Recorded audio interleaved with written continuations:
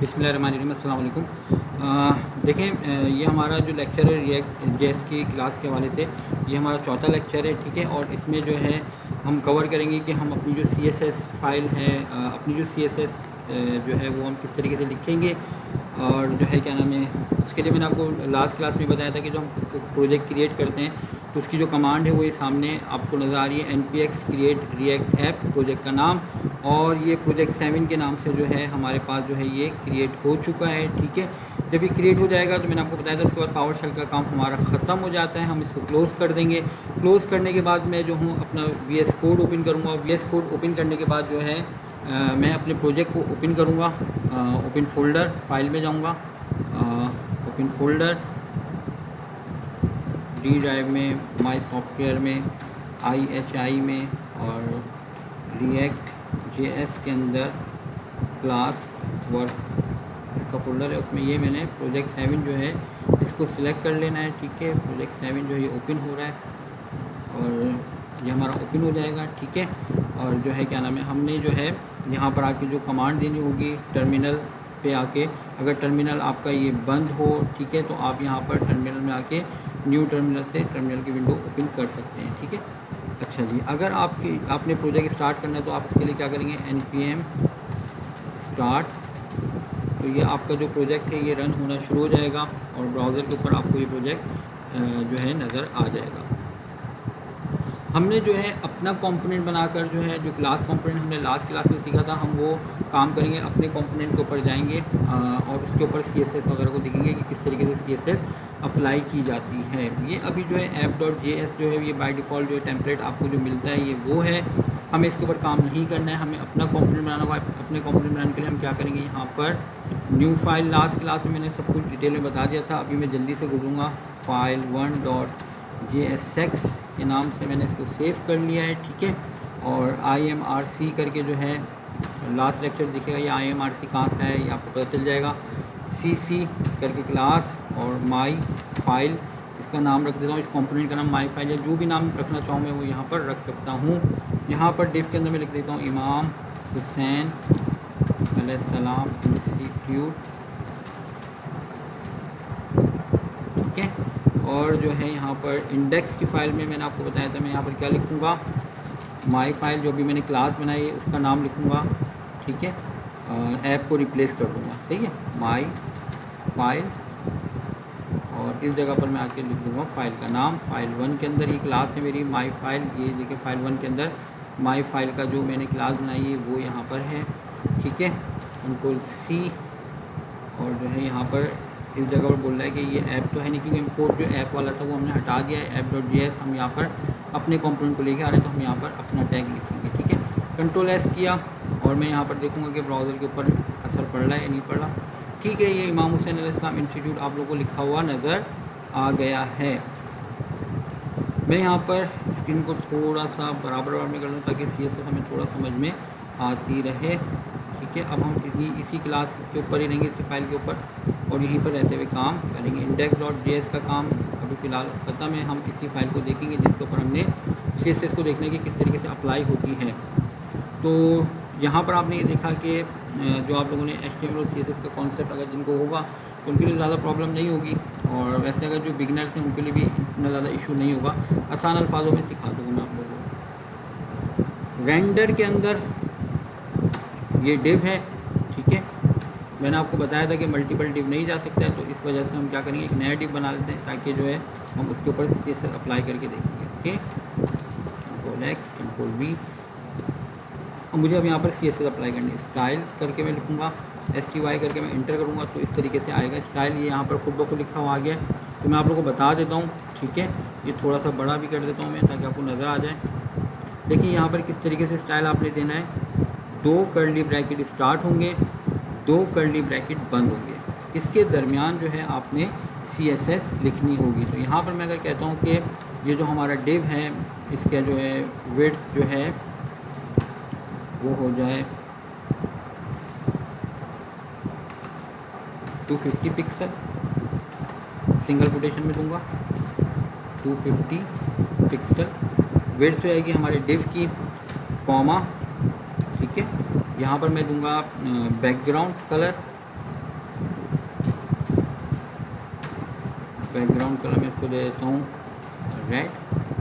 Okay, और मैं control S करूँगा तो यहाँ पर देखिए ये हमारा जो डिव था इसकी वेट जो है जो पूरी 100% होती है वेट 250 पिक्सल हो गई है। ओके, उसके अलावा भी आप अपनी जो भी सी एस एस है फाउंट साइज़ में देता हूँ। यहाँ पे मैं कहता हूँ कि कॉमा करके फाउंट साइज़ कॉलन और मैं इसको दे देता हूँ 50 पिक्सल। तो ये हमारा फाउंट साइज़ है ये भी चेंज हो जाएगा। डिव का साइज़ हम थोड़ा बड़ा करेंगे क्योंकि वो इससे आउट हो रहा है ये फाउंट साइज़। ठीक है,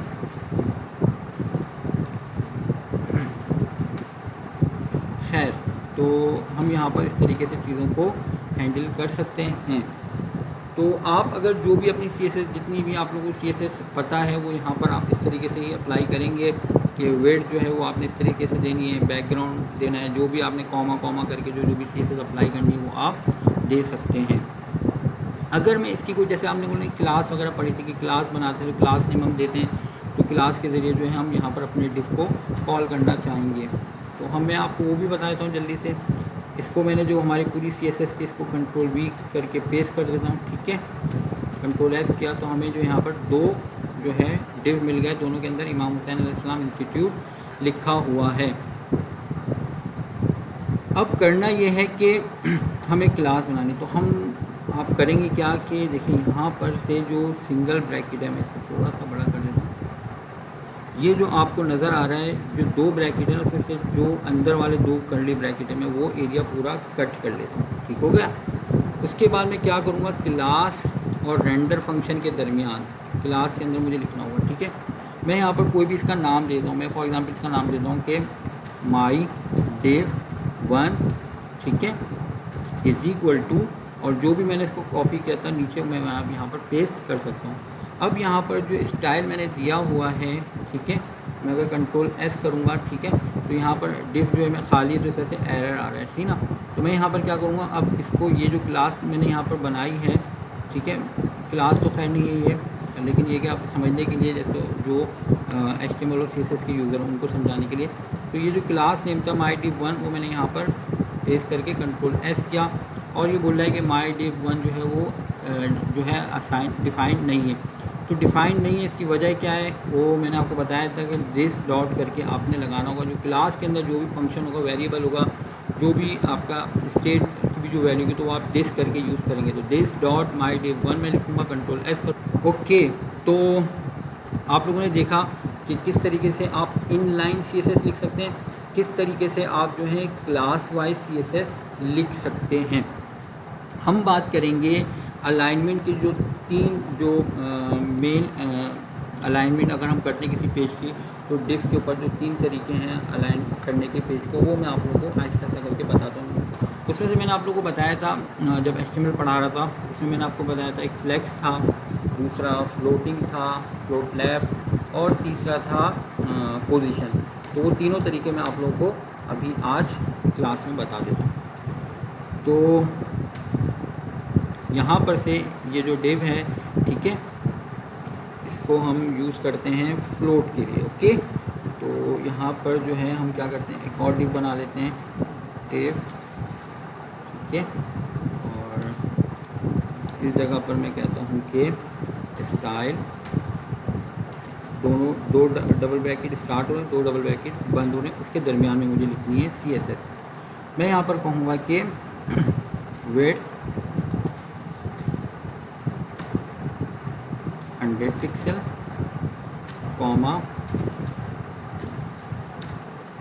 बैकग्राउंड ग्रीन, ठीक है, और इसमें मैं एक कैरेक्टर दूँ ताकि नज़र आ जाए। ठीक है, कंट्रोल एस किया तो ये हमें एक ग्रीन कलर के CSS अप्लाई हुआ डिव मिल गया है, और इसकी वेट जो है वो 100 पिक्सल है। डिव क्या करता है, वो पूरी वेट लेता है। ठीक है, अगर मैं 100 नहीं पिक्सल देता तो ये पूरे वेट पर फैल जाता है। जैसे मैं अगर आपको यहाँ से मैं इस तरीके से दिखाऊँ, मैं यहाँ से 100 पिक्सल हटा देता हूँ, कंट्रोल एक्स कंट्रोल एस, तो ये पूरा 100% पेज के ऊपर चला गया। कंट्रोल Z किया, अंडू, और मैंने इसको 50 लिया। अब आप लोगों को पता है कि जब मैं डिव को कंट्रोल C करके कंट्रोल V नया या 2-3 में और बनाता हूँ तो होगा क्या कि डिव जो है वो एक के नीचे एक आ रहे होते हैं। तो अब डिव जो है वो हमें एक बराबर में रखना है, मतलब एक डिव के बराबर में दूसरा डिव रखना है। तो उस ओके, तो जो डिव है हमारा वो एक के नीचे एक आ रहा है। अब हमें बराबर में अगर डिव चाहिए होगा तो उसके लिए हम क्या करते हैं, हम ये करते हैं, हम करेंगे जैसे पहला वाला है, ठीक है ना, ग्रीन कर देता हूँ, एक को कर देता हूँ ब्लैक, ठीक है, एक को कर देता हूँ येलो, ठीक है। तो ग्रीन ब्लैक येलो इस तरीके से हमारे 3 डिव बने हुए हैं। अब मुझे ग्रीन के बराबर में ब्लैक चाहिए, ब्लैक के बराबर में येलो चाहिए। तो उसके लिए मैं क्या करूँगा, मैं यहाँ पर ये करूँगा कि comma float colon single quotation में लेफ़्ट कंट्रोल एस, ठीक है, कंट्रोल एस किया, ये नहीं हुआ है क्योंकि नीचे वाला हमारा फ्लोट नहीं हो रहा है, ठीक है। कंट्रोल सी किया मैंने इसको, या मैं यहाँ पे दोबारा लिख लेता हूँ फ्लोट कॉलन, इसको भी मैं कहता हूँ भाई लेफ़्ट पर आप फ्लोट करें, ठीक है, control S, okay, comma float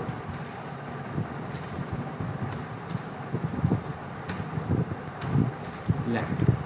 ये तीनों जो है मैंने इसको फ्लोट लेफ़्ट कर दिया है, ठीक है। तो तीनों जो है हमारे पास जो डिव थे वो एक के बराबर में आ गए हैं। तो ये आप इस तरीके से आगे। अच्छा, एक इसमें बहुत ज़बरदस्त चीज़ है रिएक्ट की जो CSS है वो ये कि हमें ये करना था कि हम फ्लोट यूज़ कर रहे होते तो हमें एक नन फ्लोट करना होता था कि ताकि नीचे लाइन पर आए, क्योंकि जो अगर हम कोई डिव और बनाते थे जिसमें फ्लोट नहीं हो रहा होता तो वो कैरी रिटर्न की तरह पर काम करता था और उसी लाइन पर पीछे आ जाता था। लेकिन इसमें बहुत ज़बरदस्त चीज़ है वो ये देखें कि मैं यहाँ पर अगर एक और डिव बना लेता हूँ रेड कलर का, ठीक है, तो ये इसके बराबर में आएगा, ठीक है, फ्लोट लेफ़्ट करने पर। लेकिन मैं यहाँ से जब हटाऊँगा इसको कंट्रोल एस, तो ये देखिए ये वाला जो रेड वाला था ये इसके नीचे आ गया है। उम्मीद है कि आप लोगों को चीज़ें समझ में आ रही होंगी, ठीक है। तो अलाइनमेंट का एक तरीका तो ये होगा कि फ्लोट के ज़रिए हम अलाइन करें अपने पेज को, ठीक है। दूसरा तरीका क्या होता है, फ्लेक्स का होता है, ओके। तो हम अब फ्लेक्स के तरीके को देखेंगे कि फ्लेक्स के ज़रिए हम किस तरीके से अलाइन कर सकते हैं। इसके लिए हमें करना ये होगा कि यहाँ पर हमने डिव लिया एक, ठीक है। डिव लेने के बाद हम क्या करेंगे, हम कहते हैं कि स्टाइल, ठीक है, और इस जगह पर मैं कह देता हूँ विड्थ 500 पिक्सल सिंगल कोटेशन में, comma border 1 pixel solid green, 1 pixel का सॉलिड बैकग्राउंड के साथ, सॉलिड कलर के साथ, और ग्रीन कलर में हमारे पास ये आ जाएगा डिव, ठीक है। End of NBSP semi colon, ये स्पेस के लिए होता है, ठीक है, ये हमने यहाँ पर इसको दे दिया है, ठीक है। मैं इसको ऐसा करता हूँ, कोई कैरेक्टर देता हूँ, डॉट डॉट डॉट, ठीक है। तो यहाँ पर इस तरीके से आ गया है हमारे पास ये, और मैं इसकी हाइट भी कह देता हूँ इसको, हाइट कॉलन 200 पिक्सल,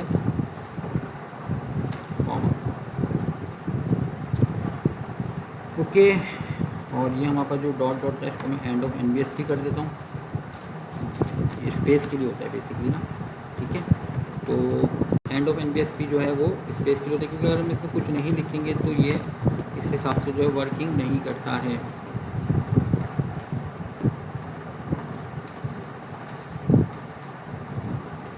हाई दे इस वजह से वर्क कर रहा है, सही। चलें इसमें से हम इसको रहने देते हैं, ठीक है। ओके, तो आप लोगों ने यहाँ पर ये देखा कि यहाँ पर हमने एक डिव बनाया है, ठीक है। डिव की वेट 500 है, हाइट 200 है, बॉर्डर इसका इस तरीके से, ओके। और जो है बॉर्डर रेडियस आप लोगों को पता है, तो मैं थोड़ा सा बॉर्डर रेडियस बताता हूँ, वो बताने से पहले आपको फ्लेक्स बताने से पहले border radius, border radius pixel area 220 pixel, तो वो थोड़ा सा कर्व हो जाएगा ना। एक कॉमा डालना मैं भूल गया हूँ, कॉमा लेस, तो यहाँ पर आपको आपको नज़र आ रहा है कि ये थोड़ा सा कर्व हुआ हमें बॉर्डर के साथ मिल गया है। ओके, अब इसमें हमें करना ये है कि हम देखते हैं फ्लेक्स को। ठीक है, तो फ्लेक्स को देखने के लिए क्या है कि ये सब चीज़ें अपनी जगह पर, हमने इसको कहा कि ठीक है आप अपनी जगह पर काम करें। ओके, हम कहते हैं कि भाई आपको जो डिस्प्ले होगा ना वो होगा फ्लेक्स के ऊपर। ठीक है, डिस्प्ले कॉलन फ्लेक्स कॉमा, इसके ऊपर फ्लेक्स के ऊपर हमने डिस्प्ले करा दिया। अब होगा ये कि इसके अंदर मैं जो भी कंपोनेंट लाकर पेस्ट करूँगा, ठीक है, वो यहाँ पर क्या काम करेगा कि वो इसको अगर हम ग्रो करवाएंगे तो वो एवरेज के हिसाब से फ्लेक्स के अंदर, इस डिफ के अंदर सेट हो जाएगा। मैं थोड़ा सा आपको समझाऊंगा डिटेल में, पहले मैं कर लेता हूँ ताकि आपको नज़र आए चीज़ क्या हो रही है, फिर आपको और ज़्यादा क्लियर हो जाएगा। ठीक है, डिफ स्टाइल। ठीक है, मैं यहाँ पर कहता हूँ कि ये जो डिव बनेगा और इसके अंदर इसका जो स्टाइल है वो मैंने कहा कि बॉर्डर जो होगा वो 1 पिक्सल होगा। ओके, और जो है क्या नाम है सॉलिड होगा और ब्लैक कलर का बॉर्डर होगा। ठीक है, विड्थ जो है वो मैं इसमें डिफ़ाइन नहीं कर रहा हूँ, सही है। और मैंने कहा ठीक है बस इतना सही है, और मैं यहाँ पर क्या करता हूँ कि ए लिख देता हूँ इसके अंदर, सही है, कंट्रोल सी कंट्रोल बी। ठीक है, तो यहाँ पर मेरे पास 3 डिव बन गए, एक में ए लिखा हुआ है, एक में बी लिखा हुआ है और एक में मैंने सी लिख दिया, कंट्रोल एस किया। तो ये हमारे पास जो है ए बी सी के नाम से ये बन गए। लेकिन हम अगर इसको फ्लेक्स के हिसाब से ग्रो कराएंगे, देखिए यहाँ पर क्या हुआ कि एक के बाद एक नीचे आ गए डिव, लेकिन मैं अगर कह रहा हूँ कि एक ही लाइन में हो एवरेज के हिसाब से, अगर मैं कहता हूँ अगर मैं चले 10 का रेशो रखता हूँ, ठीक है ना, मैं ज़्यादा इसमें तो आप वैसे जितना भी चाहे आप एवरेज रख सकते हैं, मैं 10 का रेशो रखता हूँ। मतलब पहला डिव जो है वो 2 हो, दूसरा डिव जो हो वो 5 हो, ठीक है, और जो बाकी बचे वो बचे 3, तो लास्ट वाला जो डिव हो वो 3 के ऊपर ग्रो हो। तो किस तरीके से होगा, दूसरे वाले से जो लास्ट वाला जो आपका डिव होगा वो बड़ा होगा और सेंटर वाला जो होगा जिसमें 5 हमने दिया वो सबसे बड़ा होगा। तो हम करेंगे किस तरीके से, मैं आपको करके दिखाऊंगा तो समझ में आएगा। फ्लेक्स, ठीक है, फ्लेक्स को मैं क्या करूँगा ग्रो, फ्लेक्स ग्रो, और मैं इसको क्या कहूँगा, इसको कह देता हूँ 2, ठीक है, दूसरे वाले को कहता हूँ फ्लेक्स ग्रो कॉलन 3 कह देता हूँ, जो चले 5 करेंगे इसको, ठीक है, जैसे बोला था वैसे ही, कॉमा फ्लेक्स ग्रो कॉलन 3। तो यहाँ पर क्या होगा कि ये अपने हिसाब से जो है वो फ्लेक्स जो है इसको वो ग्रो करेगा और क्या करेगा कि 2, 5 और 3 के हिसाब से वो जो है आपका डिव जो है वो सेट हो जाएगा। ठीक है, ये नहीं हुआ है, क्यों नहीं हुआ, गलती मैंने क्या की है कि मैंने देखिए यहाँ पर जो है ये कंटेनर से बाहर रखा हुआ है, ठीक है ना, जो आपका ये वाला कंटेनर था, ये आपका जो पेरेंट कंटेनर था, उसके अंदर जो है आपने ये जो ग्रो वाले हैं वो सारे रखने हैं। ठीक है, मैं इसको समझाता हूँ अभी सही से। तो ये देखें आप यहाँ पर कंट्रोल एस किया, तो ये देखें आपका जो फ्लेक्स के ऊपर जो ग्रो हुआ है किस हिसाब से हुआ है, पहला वाला आपको नज़र आ रहा है वो लास्ट वाले से थोड़ा छोटा है, ठीक है, और सेंटर वाला जो है वो सबसे बड़ा है। किस हिसाब से ग्रो हुआ है, 5, 3 और 2 के हिसाब से ग्रो हुआ है। ठीक है, ये आप अपने जहन में ये पिक्चर रखिएगा, मैं आज कोड में आपको समझा रहा हूँ, ठीक है, ये पिक्चर अपने जहन में रखिएगा, मैं सही से समझाता हूँ आप लोगों को। देखें हमने एक डिव बनाया, ठीक है, इसका जो कंटेनर जो क्लोज हो रहा है डिव का वो ये हो रहा है। इसका मतलब ये है कि ये जो 3 हमारे डिव हैं ये पार्ट हो गए किसके, ये इसके पार्ट हो गए, ठीक है, यानी कि ये वाला जो डिव है इसके अंदर हो गए, ये चाइल्ड हो गए इसके, ठीक है, और ये पेरेंट हो गया। अब हमने क्या किया है, हमने कहा है कि आप जो पेरेंट डिव हो वो आप अपने आप को फ्लेक्स कर लो, डिस्प्ले उसका फ्लेक्स हो जाएगा, ठीक है, और यहाँ पर हमने इसको ग्रो करवा दिया है किस हिसाब से, 2, 5, 3 के हिसाब से। तो पहला वाला छोटा है, फिर उससे बड़ा जो सबसे बड़ा है वो बीच वाला है, और 3 के हिसाब से जो है वो लास्ट वाला है ग्रो हुआ है। आप इसको अपने हिसाब से एडजस्ट भी कर सकते हैं, 2, 5, 3 के हिसाब से नहीं चाह रहे, आप चाह रहे हैं कि मैं ग्रो कराऊँ किस हिसाब से 1 by 1, और जो है बाकी जो है वो 8 के हिसाब से हो जाए। ठीक है। तो कंट्रोल एस किया मैंने, तो ये देखें 8 हिस्से, वो एक आपका जो डिव था सेंटर वाला उसने ले लिया है और पहला हिस्सा उसने ले लिया। आप चाह रहे हैं कि नहीं मुझे इस तरह से भी चाहिए, मुझे कुछ और तरीका चाहिए, मैं कहता हूँ 4x4 के 2 हो जाएँ, ठीक है। तो मैं यहाँ पर इसको 4 कर देता हूँ, ठीक है। अपने जहन में 10 ही रखे, वैसे तो ये अनलिमिटेड कोई इसमें बाउंडिंग नहीं है, लेकिन ये कि अपने आपको समझाने के लिए, और जो बिल्कुल स्टार्ट में तो वो 10 के ऊपर ही काम करते रहें तो ज़्यादा अच्छा है। 4x4 के मेरे कितने हो गए, 2 हो गए, और पहला वाला और आखिरी वाला जो हो गया वो हमारा जो होगा वो 1x1 के हिसाब से होगा। मैं कंट्रोल एस करने वाला हूँ, ये देखिए कंट्रोल एस किया मैंने, तो ये आपको नज़र आ रहा है 4x4 के 2 गए, और लास्ट वाले जो हैं वो 1 के हिसाब से बन गए। अब आप अपने पेज को अलाइन करना चाहते हैं तो अपने हिसाब से जो है आप चीज़ों को मैनेज कर लीजिएगा। अगर आप चाह रहे हैं कि ऊपर की हेडिंग इस तरीके से, मेरा जो ऊपर का हेडर हो वो 200 पिक्सल हाइट, जो 200 नहीं 100 पिक्सल पे हाइट हो, आप 100 पे कर दें, ठीक है, छोटी हो जाएगी। और आपका पेज जितना आपका छोटा आप कट करेंगे, ठीक है, उस हिसाब से वो अपने आपको मैनेज करता रहेगा जो उसकी वेड्थ होगी। अगर आप इसको 100% कर देंगे तो ये 100% के हिसाब से वर्क करेगा, ठीक है। तो जैसे ही आपका पेज जो है वो कम ज़्यादा होगा, वो अपने हिसाब से अपने आप को मैनेज कर लेगा। तो ये था फ्लैक्स। मेरे ख्याल से फ्लैक्स में कोई चीज़ ऐसी नहीं है जो आप लोगों को समझ में ना आ रही हो। अगर फिर भी कोई समझ में नहीं आ रही हो तो मुझे क्लास में डिस्कस कर लीजिएगा आप लोग ना कल, या फिर आप मुझे जो है जो क्लास नहीं ले रहे यूज़र वो कमेंट्स में मुझे बता दें कि प्रॉब्लम हो रही है, जो प्रॉब्लम हो मैं इनको समझा दूँगा। तो फ्लैक्स अगेन मैं बताता हूँ, डिस्प्ले उसका फ्लैक्स करना होगा, और आपने जो इस तरीके से जो बॉर्डर वगैरह है, सॉरी फ्लैक्स ग्रो जो है वो अपने हिसाब से आपने मैनेज करना होगा।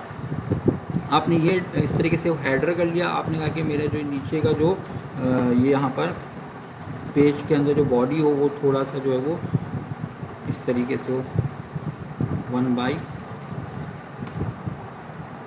1/9 के हिसाब से, ओके। लास्ट वाले 2 मैं हटा देता हूँ।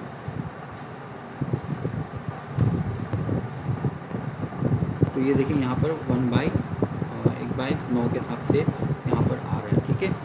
बॉर्डर वगैरह हटा देंगे तो आपका जो है वो वर्चुअल होगा, वो आपका जो भी डिज़ाइन हुआ पेज है आप उसके अंदर फिर चीज़ों को प्लेस कर सकते हैं।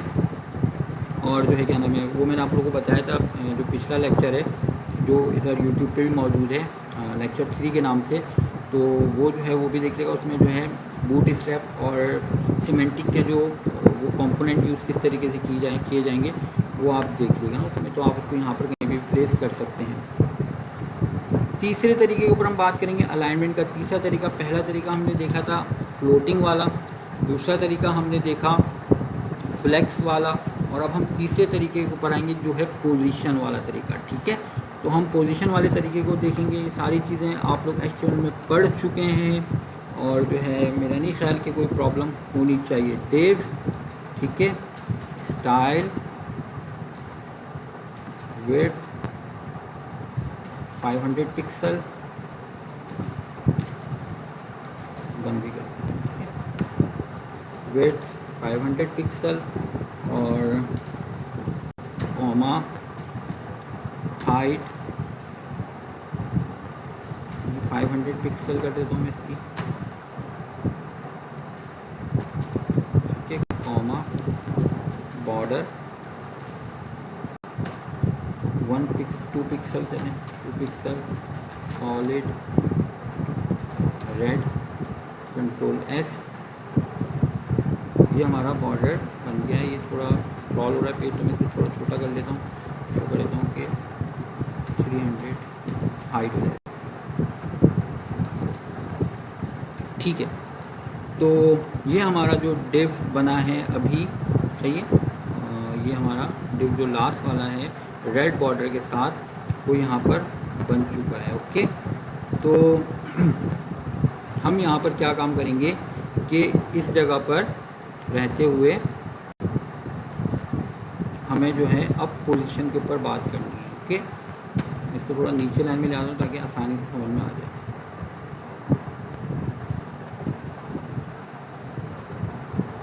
यहाँ पर मुझे पोजीशन के ऊपर बात करनी, मैं चाहता हूँ अपने हिसाब से किसी भी पोजीशन पर कोई डिव प्लेस हो जाए, सही है। तो अगर मैं यहाँ पर एक डिव बनाता हूँ, ये देखिएगा, मैं कहता हूँ कि div style background colour red comma width 20 pixel. Okay,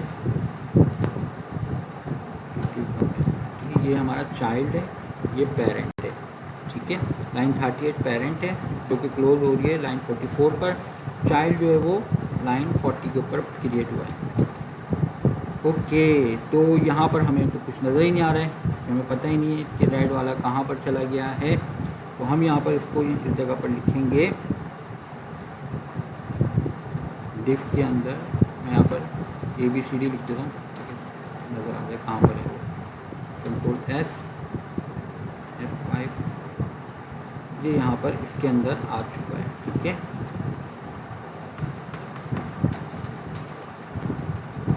ये यहाँ पर इस जगह पर आ चुका है। ठीक है, अच्छा, अब मुझे करना ये है कि मुझे इसका लेफ़्ट राइट पोजीशन बदलनी है। तो यहाँ पर मैं आकर क्या काम करूँगा, मैं यहाँ पर कहता हूँ कि पोजीशन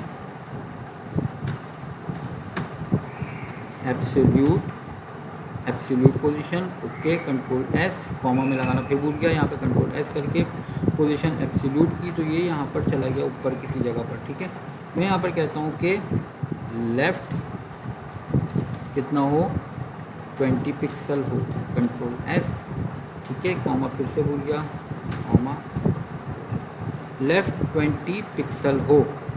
ये किस जगह पर गया अभी हमें नज़र नहीं आ रहा, तो हमें उसके लिए करना ही होगा कि क्योंकि वो पेज की किसी लोकेशन पर 20 के ऊपर यहाँ पर इस जगह पर मेरे ख्याल से आ रहा होगा कहीं किसी जगह पर। ठीक है, तो हमें करना ये है कि इस डिफ के अंदर लेकर आना है। तो यहाँ पर हमें क्या करना होगा, जो पेरेंट वाले उसको बताना होगा कि पेरेंट साहब आप रेलिवेंट हैं किसके, एब्सोल्यूट के। तो हम यहाँ पर बताएंगे पोजीशन कॉलन रिलेटिव कॉमा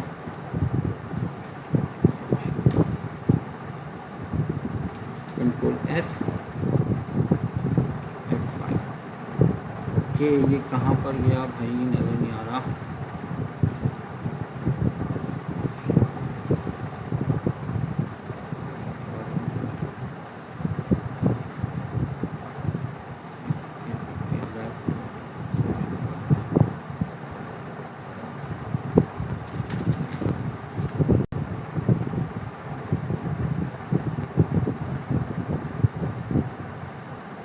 क्या मिस्टेक की है मैंने,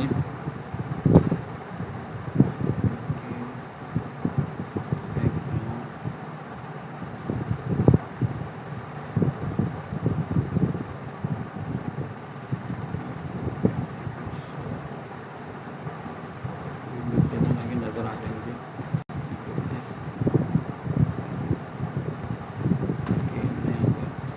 कुछ लिखा हुआ नहीं था, इस वजह से भी मसला में डॉट डाल देता इसके अंदर। ठीक है, कंट्रोल S किया,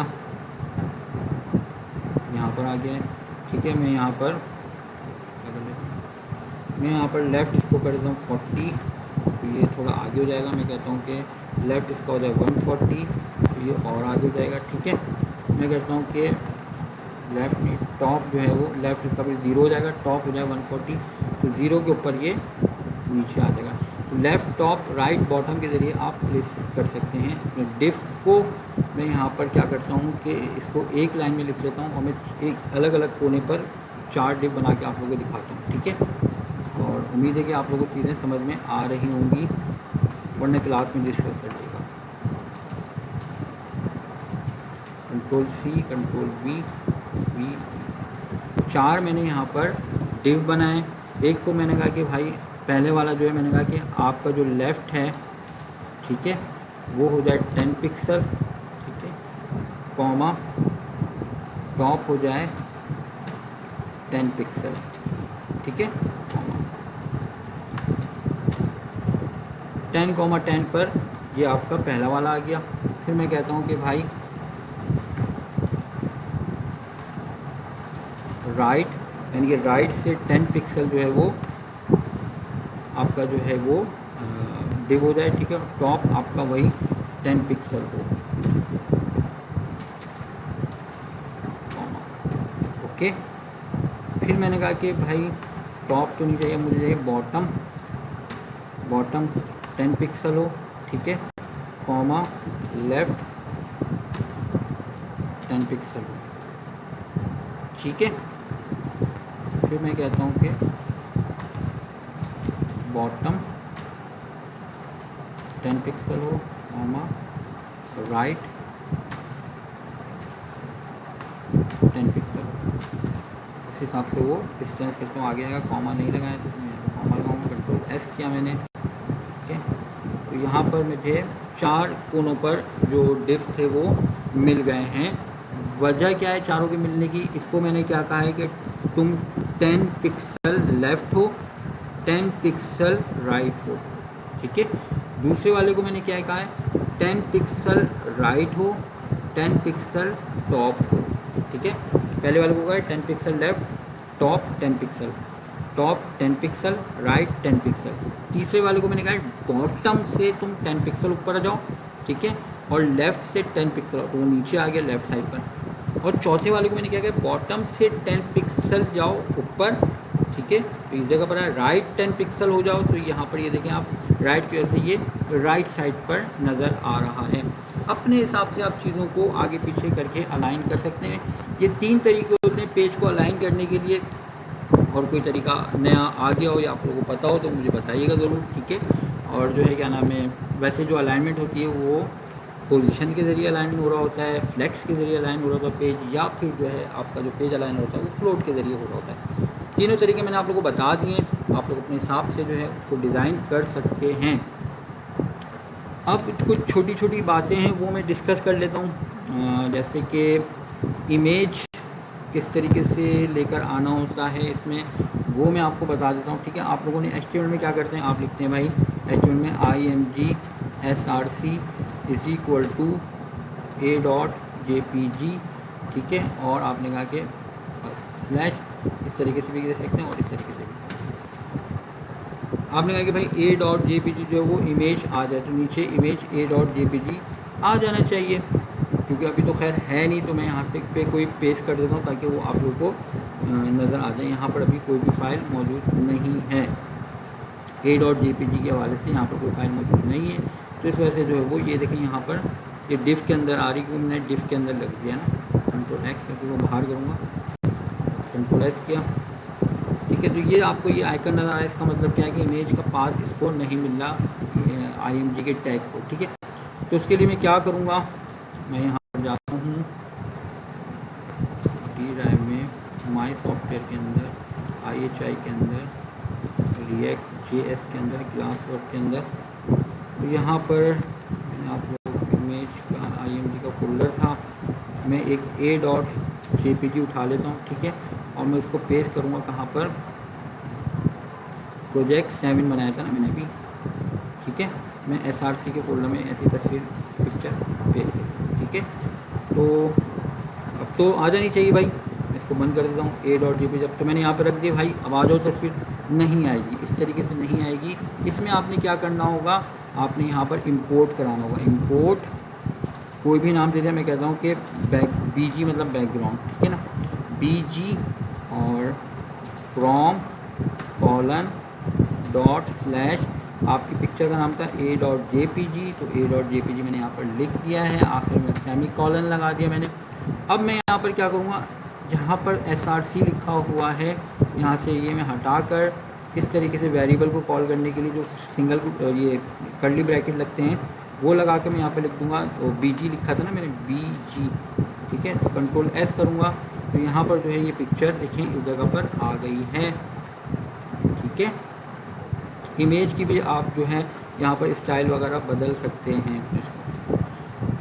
इम्पॉर्टेंट चीज़ जो थी वो मुझे बताना है आपको कि ये है कि अगर आप चाह रहे हैं इम्पॉर्टेंट चीज़ जो मुझे बतानी वो ये कि अगर आप ये चाह रहे हैं कि आपका जो डिव है, ठीक है, फॉर एग्जांपल ये जो आपका रेड वाला डिव है, ये वाला जो लाइन 39 पे जो है, ठीक है ना, 500 पिक्सल पर और 300 हेड पर, इसका बैकग्राउंड ये इमेज हो जाए, ठीक है।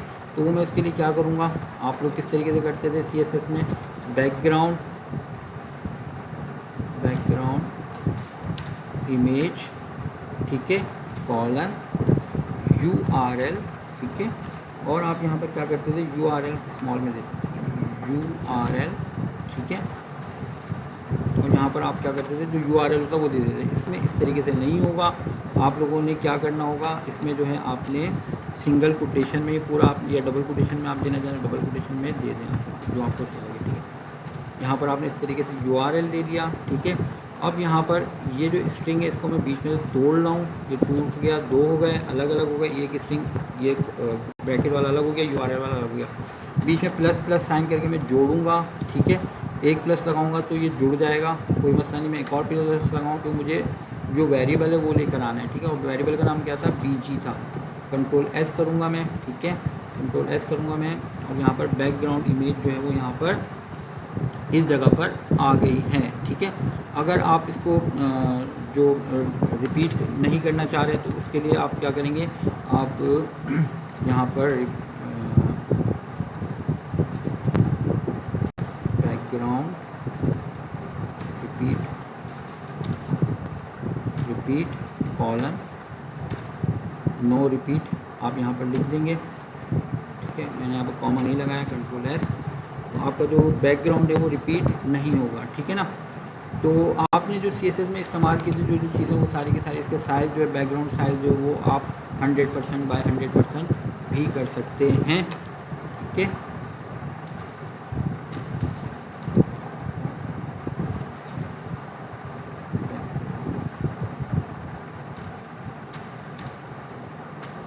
साइज इस तरीके से 100%,